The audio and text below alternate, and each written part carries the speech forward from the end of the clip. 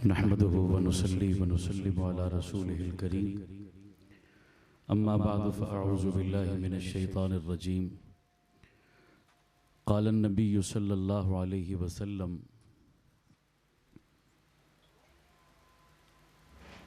अल मुस्लिमु अखुल मुस्लिम औ कमा क़ाल सल्लल्लाहु तआला अलैहि वसल्लम सदक़ल्लाहु व सदक़ रसूलुहुन नबियुल करीम। दुरूद पाक पढ़। अल्लाहुम्मा सल्लि अला सय्यिदिना व मौलाना मुहम्मद व अला आलि सय्यिदिना व मौलाना मुहम्मद व अस्हाबि सय्यिदिना व मौलाना मुहम्मद व बारिक व सल्लिम सुम्मा सल्लि अलैहि। काबिल इज़्ज़त तकरीम बुज़ुर्गों और दोस्तों, 14 सदी पहले मेरे और आपके आका इमामुल अंबिया जनाब मुहम्मदुर रसूलुल्लाह सब कहदो सल्लल्लाहु अलैहि वसल्लम हमें अख़ुवत मोहब्बत प्यार की एक लड़ी में परो कर गए और हुजूर ने पूरी उम्मत को आपस में भाई भाई बनाया। मुसलमान मुसलमान का भाई है। एक हदीस में अल्लाह के नबी सल्लल्लाहु अलैहि वसल्लम ने यूँ फरमाया कि अल मुमिनु कजसदिन वाहिद, मुसलमान एक जिस्म की मानिद है। इन इश्तका आइनहु इश्तका कुल्ला, अगर जिस्म में आँख को तकलीफ़ होती है तो उसकी तकलीफ़ पूरा जिस्म क्या करता है, महसूस करता है। कभी आपने ये नहीं देखा होगा कि आँख में तकलीफ़ हो और पाँव कहे ये मेरा मसला नहीं है, ये मसला आँख का है, वो जाने, उसका काम जाने।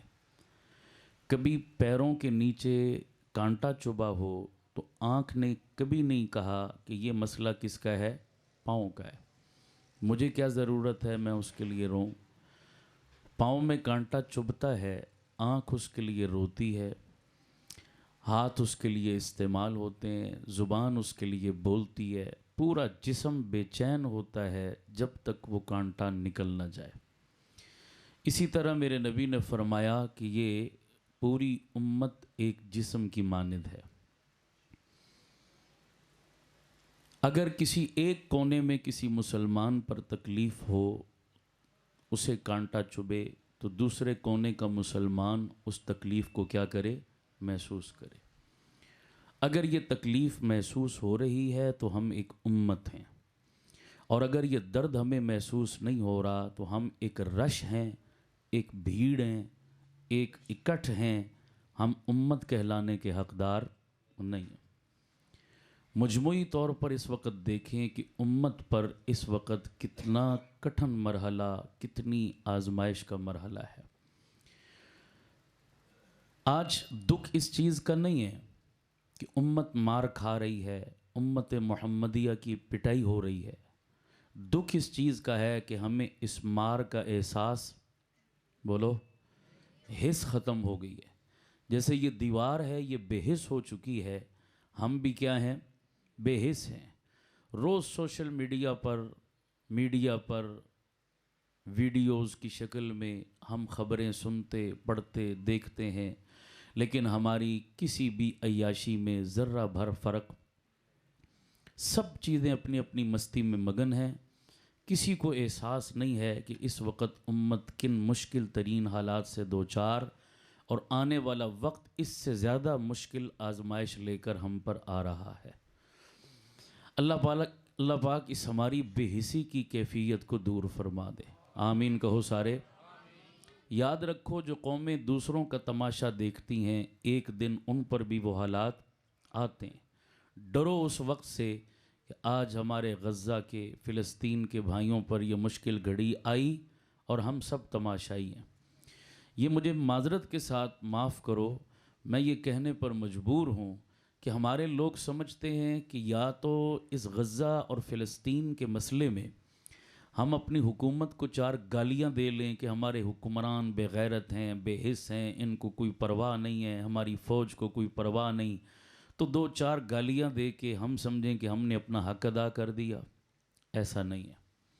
ठीक है, हुक्मरानों की अपनी ज़िम्मेदारियाँ बनती हैं, वो अगर अदा नहीं करते अल्लाह उनसे पूछेगा, लेकिन मिन हैसुल कौम, मुसलमान होने के नाते हमारा भी कोई गज़ा वालों से रिश्ता है या नहीं है? ऊंची आवाज़ से बोलो यार, हमारी भी कोई ज़िम्मेदारी बनती है या नहीं है? तो हमारी ज़िम्मेदारी सिर्फ़ इतनी बनती है कि फ़ेसबुक पर कोई पोस्ट देखी तो इधर से उठाकर उधर शेयर कर दी, कोई हमने मैसेज देखा तो वो उठाकर व्हाट्सएप ग्रुप में डाल दिया। सिर्फ़ हम फेसबुक के मुजाहिदी बनकर बैठेंगे या इससे आगे भी कोई हमारी ज़िम्मेदारी है? बोलो भाई, कोई ज़िम्मेदारी है या नहीं है? क्या हम वो ज़िम्मेदारी अपनी पूरी कर रहे हैं? कतन नहीं पूरी कर रहे। हमें एहसास तक नहीं है कि कितनी बड़ी क़यामत टूटी है और इससे आगे कितनी बड़ी क़यामत टूटने वाली है। कौम को बताने वाला कोई नहीं। मैं सिर्फ़ दो बातें इसी नीयत से हाज़िर हुआ हूँ। मेरे पास वक्त नहीं था, मसरूफ़ियत थी, वापस भी मुझे पहुँचना है। इसी मसरूफ़ियत की वजह से मैं जल्दी जाना है मुझे। मैं सिर्फ़ ये सोच कर आया कि बस चलो 4 बंदे यहाँ आए होंगे तो मैं एक पैगाम देकर आ जाऊँ कि मेरा हिस्सा भी पड़ जाए इसमें। रोज़ाना आप देख रहे हैं कि जो सोशल मीडिया पर गज़ा की ख़बरें, वीडियोज़ आ रही हैं, देख रहे हो नहीं देख रहे? पता है या नहीं पता? बोलो भाई। हकीकत अल्लाह गवाह है कि जो थोड़ी थोड़ी देर के बाद जो सूरत हाल वहाँ की सामने आती है तो अल्लाह की कसम वो बंदे से देखी नहीं जाती, वो देखी नहीं जाती। छोटे छोटे बच्चे जो कट रहे हैं वहाँ पर, चीथड़े उनके उड़ रहे हैं। कि रमज़ान के आखिरी रोज़ों में मुझे एक साथी ने वीडियो भेजी कि हम शाम को दस्तरखान अफ्तारी के टाइम लगाते और नेमतें चुनते दस्तरखान से, ये नेमत उठाओ, ये उठाओ, ये उठाओ। ऐन उस अफ्तारी के वक्त में एक 15 साल का छोटा सा बच्चा अपने 6-7 साल के छोटे से भाई के जिस्म के टुकड़े इकट्ठे कर रहा था। जिस वक़्त हम अल्लाह की नेमतें इकट्ठी कर रहे थे, वो बच्चा अपने भाई की लाश के टुकड़े, लाश भी सलामत नहीं थी, कहीं से हाथ उठाया, कहीं से पाँव उठाया, कहीं से कुछ उठाया। तो अल्लाह की कसम वो नेमतें भूल गई बिल्कुल। या अल्लाह, ये हमारे भाइयों के साथ क्या बीत रही है और हमें एहसास तक नहीं है। अभी उस दिन एक और वहाँ का एक बंदा, एक ख़ातून, उसकी एक वीडियो वो पहुंची और उसने एक अजीब बात की जिसको मैं सुनकर खुदा की कसम अंदर से हिल गया और नींद नहीं आई रात को कि यार ये क्या कह रही है। बद्दुआ दे रही थी वो फ़लस्तीन की वो ख़ातून, वो बहन, और बद्दुआ कर रही थी कि अल्लाह इस उम्मत मुस्लिमा को क़यामत वाले दिन अपने नबी की शिफात से महरूम कर दे। अल्लाह अकबर। खुदा की कसम मैं हिल गया एक दफ़ा। बद्दुआ दे रही है अल्लाह इन मुसलमानों को क़यामत वाले दिन हुजूर की शिफात से महरूम कर दे। ये हमारा तमाशा देख रहे हैं, इनके कान पर जूं नहीं रेंग रही, इन्हें हमारा दर्द महसूस नहीं हो रहा। सोचो, मेरे नबी ने फरमाया मजलूम की आह खुदा के अर्श को हिला दिया करती है। अल्लाह का अर्श हिल जाता है जब कोई मजलूम फरियाद करता है, और उनसे ज़्यादा कौन मजलूम है। खुदा की कसम, एक करबला सदियों पहले कायम हुई थी जनाब हुसैन के घराने पर, वहाँ तो 72 शहीद हुए थे। कितनी लाशें गिरी थी? और आज देख लो, लाखों के करीब लाशें गिर चुकी हैं, छोटे छोटे बच्चे और औरतें। ये उस करबला से बड़ी करबला है। लोग एक फ़िरौन को रोते हैं, वो पहले दौर का फ़िरौन था। अल्लाह की कसम, अमेरिका और इसराइल उससे कई गुना ज़्यादा सख्त, जालिम और पत्थर दिल फ़िरौन है कि वो फ़िरौन इनके मुकाबले में कुछ भी नहीं था। उस करबला का दर्द भी यकीनन एक मुसलमान का दर्द है, लेकिन आज जो हमारे सामने करबला कायम है, इसका दर्द महसूस करना चाहिए नहीं करना चाहिए? ऊंची आवाज़ से और ऊंची आवाज़ से। जो मुसलमान है जिसके दिल में वाक़तन हुजूर के कलमे का कुछ एहसास और पास है, मुझे बताओ, हर मुसलमान का दिल गज़ा की सूरत हाल पर दुखी है या नहीं है? सारे नहीं बोलते यार, नहीं, पिछले नहीं बोल रहे, मुझे शक पड़ रहा है। दुखी है या नहीं है? हाथ उठाओ जिस जिसका दिल दुखी है। सबके दिल दुखी हैं? ऊंची आवाज़ से बोलो यार। अगर नहीं भी है ना, तो 1 मिनट के लिए जो गज़ा में बच्चे कट रहे हैं ना, उन बच्चों की जगह ज़रा अपने बच्चों का तसव्वुर करो कि उनके नहीं, ये हमारे बच्चे होते, इन पर यूं बम और गोले बरसते और हमारे बच्चों के चीथड़े हवा में उड़ जाते और शॉपरों में हम इकट्ठे करते, हमें उनकी लाश सलामत न मिलती, हमारे दिल पर क्या गुजरती। और दुनिया हमारा तमाशा देखती, हमारा साथ न देती, तो हमारे दिल पर क्या गुजरती। एक अजीब पैगाम है फ़िलिस्तीन वालों का हमारे नाम, वो पैगाम मैं देना चाहता हूँ। फ़िलिस्तीन वालों ने कहा हमारे माँ बाप शहीद हो गए, हमें इसका दुख नहीं है कि वो अल्लाह के रास्ते में क्या हुए, कुर्बान हुए, कामयाब हुए, जन्नत में गए, इसका दुख नहीं है हमें। हमारे बच्चों के टुकड़े हो गए, हमें इसका दुख नहीं है। हमारे मकान जायदादें मलबे का ढेर बन गई, हमें इसका भी दुख नहीं है। हमारे खाना पीना इन्होंने हमसे छीन लिया, हमें इसका भी दुख नहीं है। एक चीज़ ने हमारा दिल तोड़ कर रख दिया, हमें टुकड़े टुकड़े करके रख दिया, हमारे हौसले पस्त करके रख दिए। वो क्या है? वो है उम्मत मुस्लिमा की बेवफाई, उम्मत मुस्लिमा की। इसने हमें तोड़ा है। माँ बाप हमसे छिने, हम नहीं टूटे, हमारे हौसले पक्के रहे। बच्चे हमारे ज़िबा हो गए, हमारे हौसले नहीं टूटे। लेकिन ये जो 1.5-2 अरब मुसलमान दुनिया के, कोई हमारा साथ देने के लिए खड़ा नहीं हुआ, हमारी आवाज़ न बन सका, इसने हमें अंदर से तोड़ के रख दिया है। गैर बेवफाई करे दुख नहीं होता, अपना मौके पे साथ छोड़ जाए, खुदा की कसम उसका बड़ा दुख होता है। इस चीज़ ने उन्हें तोड़ा है और वो कहने लगे कि ये शिकवा क़यामत वाले दिन हम अपने रब की अदालत में भी करेंगे। या अल्लाह पूछ इनसे, हमारा इनसे कोई रिश्ता नहीं था, हमारा इनसे कोई ताल्लुक़ नहीं था, तो क्या जवाब होगा हमारे पास, क्या जवाब होगा? अगर इस उम्मत को एहसास होता ना, तो खुदा की कसम इस ईद पे हम खुशियाँ न मना सकते, हम इस ईद पे अयाशियाँ न कर सकते, हमें खाना अच्छा न लगता, हमारा निवाला हमारे हलक से नीचे न उतरता अगर एहसास होता। लेकिन कोई बंदा बताओ जिसने फ़िलिस्तीन और गज़ा के भाइयों की खातिर अपने ईद की खुशी कुर्बान की हो? किसी ने 1 रुपये का तावन उनसे करना गवारा किया हो? किसी को तौफीक मिली? खुदा गवाह है, वो लोग हमें कहते हैं कि तुम मुसलमान नहीं हो, तुम मुनाफिक हो। बाखुदा मैं अपने समेत शर्मिंदा हूँ। वाक़अतन उन्होंने ठीक कहा, हम मुनाफिक हैं, हम नारे लगाने वाले मुसलमान हैं, हम चूरी खाने वाले मजनू हैं, हम में एहसास नहीं है, उम्मत का दर्द नहीं है, बेहिस हो चुके हैं हम लोग। आज हमसे वो यूरोप के काफिर अच्छे काफिर हैं, लेकिन फ़िलिस्तीन वालों की खातिर वो रोडों पर निकले हुए, वो मुजाहरे कर रहे हैं, वो फ़िलिस्तीन की आवाज़ बने हुए हैं काफिर होकर। लेकिन मुसलमान इतने बेहिस और बेगैरत हो चुके, इन्हें 2 कलमे कहने की तौफीक। आपसे मैं सवाल करता हूं, मुझे बताओ, ये साल होने वाला है उन फ़िलिस्तीन वालों पर क़यामत टूटी हुई है, 1 साल तकरीबन हो चुका, हज़ारों लाखों मलबे का ढेर बन चुका है पूरा गज़ा। सिवाय मौलवी के कोई रोता हुआ नजर आया? बोलो, ऊंची बोलो यार। सिवाय हमारे मजहबी उलमा के, मजहबी जमातों के, कोई दुहाई देता नजर आया? क्या गज़ा वालों से सिर्फ मौलवी का रिश्ता है? क्या गज़ा वालों से सिर्फ मजहबी जमातों का रिश्ता है? नून लीग वालों का रिश्ता नहीं? पीटीआई वालों का रिश्ता नहीं?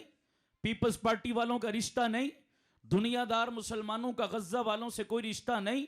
क्या ये पार्टियां और इनके लीडर मुसलमान नहीं? मैं दुख से कहता हूं, दुख से कहता हूं, इस सारे अरसे में इन पार्टियों के किसी लीडर ने गज़ा वालों के हक में और फ़िलिस्तीन के खिलाफ एक ट्वीट करना भी गवारा? बोलो यार, ये मुनाफिक हैं या नहीं है?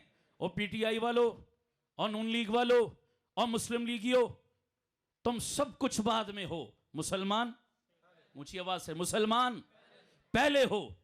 किसी में इतनी अखलाकी जुर्रत है, अपने इलाके के एमपीए को फोन करो, अपने इलाके के एमएनए को फोन करो, अपने सियासी लीडर को फोन करो, एमएनए साहब, एमपीए साहब, ये फ़िलिस्तीन में क़यामत टूटी है हमारे भाइयों पर।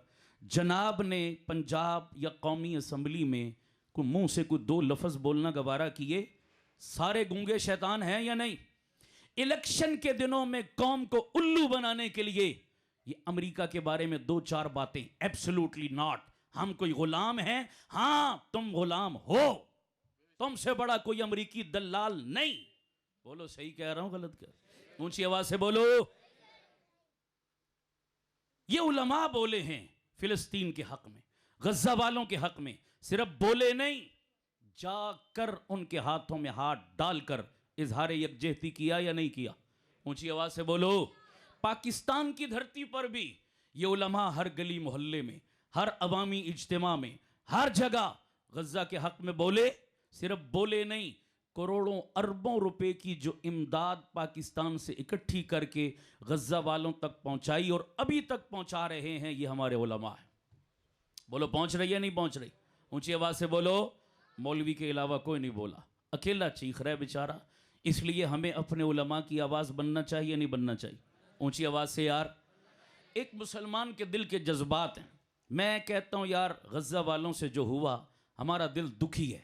अब मैं आपसे एक सवाल करता हूँ, अगर बिलफर्ज आज ऐलान किया जाए कि भाई हमारी गवर्नमेंट ने हमें रास्ता दे दिया, इजाज़त दे दी, जाओ फ़िलिस्तीन में अपने भाइयों की मदद के लिए जो पहुँचना चाहते हो पहुँचो, अपनी जानों का नजराना पेश करो और जाने हथेली पर रख कर मैदान जिहाद में कूद पड़ो। अगर आज ऐलान हो जाए, कौन कौन तैयार है जाने के लिए? नहीं, मज़ा नहीं आया यार, मुजाहिदों वाला नारा और ऊंची।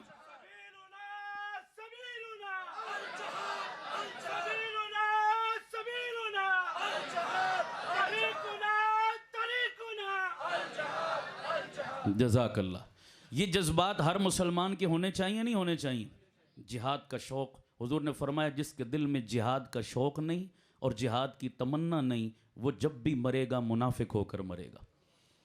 जिहाद से जो दूर भागे वो मुसलमान नहीं, वो कौन है?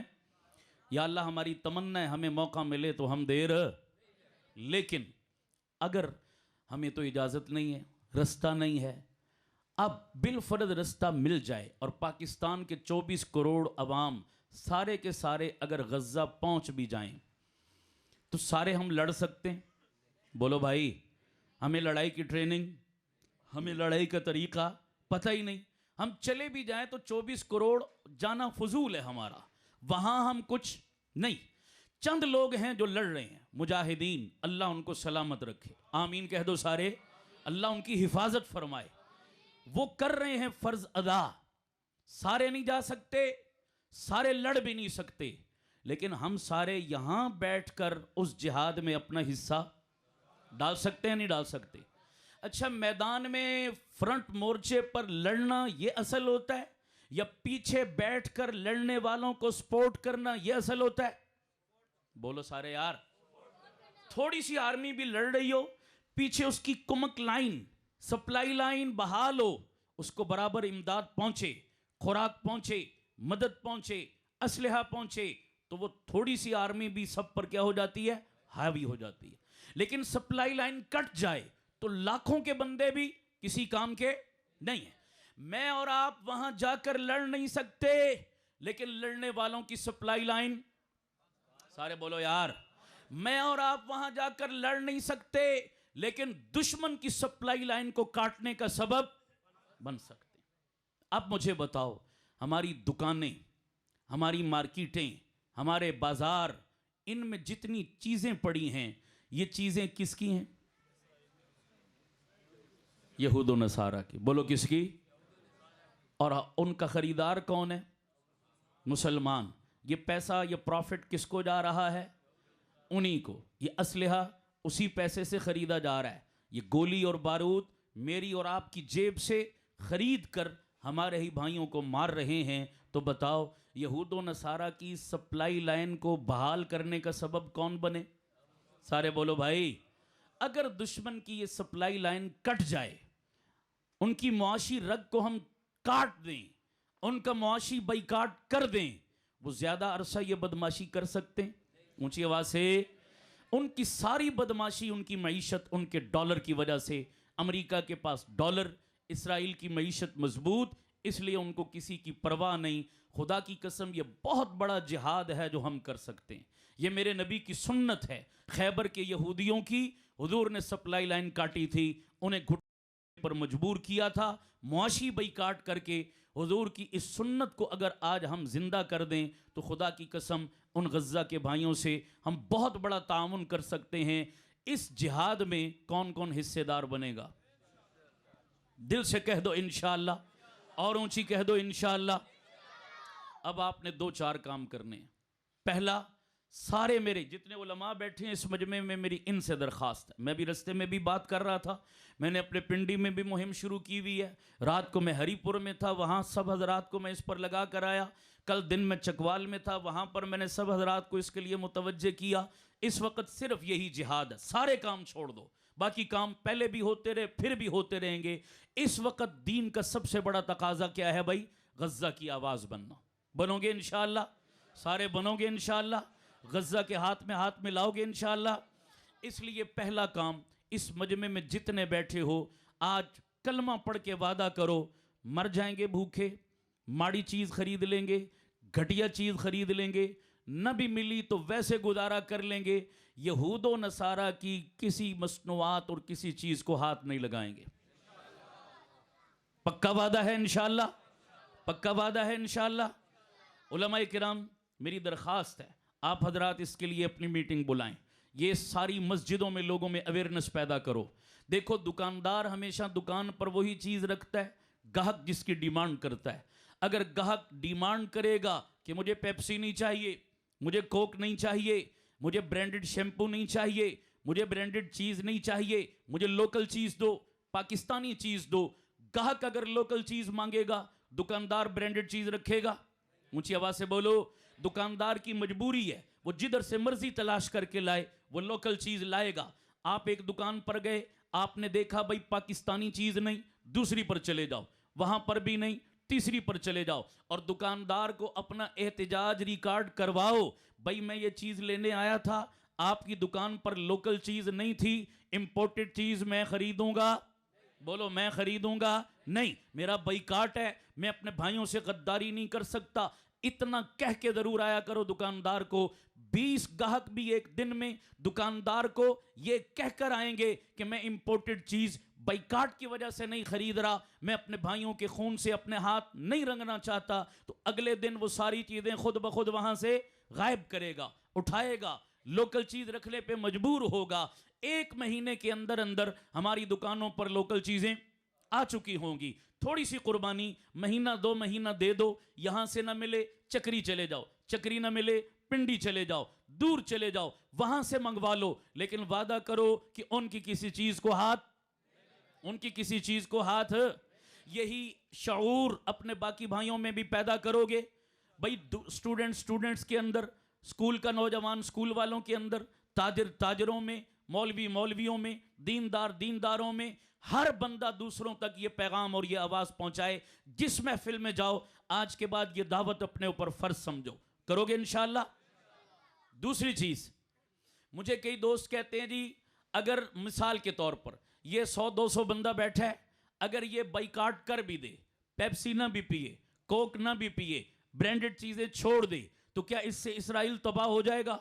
अमेरिका को कोई फर्क पड़ेगा? भाई इसराइल और अमेरिका तो हाथी हैं, हाथी के जिस्म पर मक्खी बैठ जाए तो उस हाथी को कोई फर्क पड़ता है?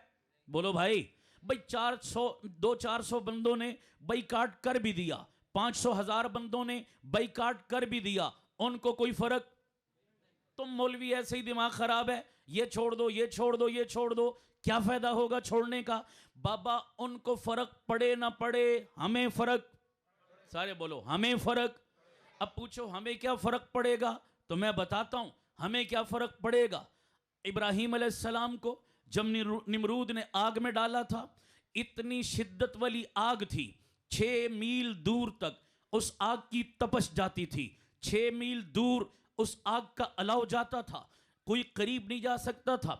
एक छोटी सी चिड़िया मुंह में पानी का कतरा लेके चल पड़ी। किसी ने पूछा किधर जा रही है? उसने कहा मैं इब्राहिम की आग को ठंडा करने जा रही हूं। क्या तेरा दिमाग खराब है?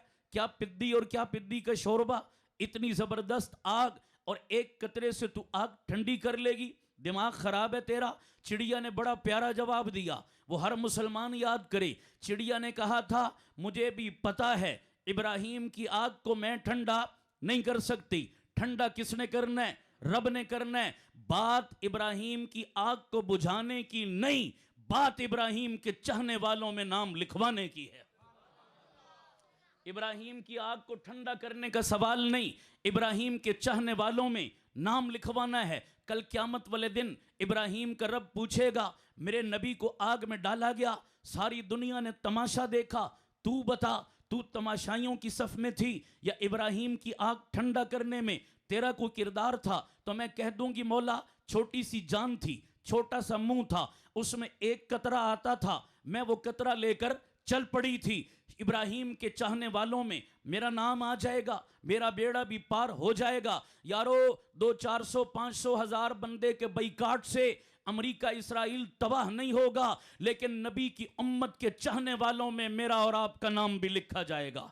कल गज्जा के फिलिस्तीन के मुसलमानों का रब जब पूछेगा, ओए पाकिस्तान वालों, थाने चौंतरे के रहने वालों, मेरे बंदों पर, मेरे नबी के उम्मतियों पर क़यामत टूटी थी, तुमने सिर्फ तमाशा देखा था, सिर्फ फेसबुक की पोस्टें शेयर की थी या कुछ और भी किया था, तो हम कह देंगे या अल्लाह, माड़े और गरीब बंदे थे, हमारे पास ताकत नहीं थी, हुकूमत नहीं थी, वसाइल व असबाब नहीं थे, या अल्लाह बाइकाट कर सकते थे, जो हमारे बस में था वो हमने किया। जुबान हिला सकते थे, जुबान हिलाई, चीख चिल्ला सकते थे, चीखे चिल्लाए, एक एक बंदे के दरवाजे, दिल के दरवाजे पर दस्तक दे सकते थे, वो दस्तक हमने दी।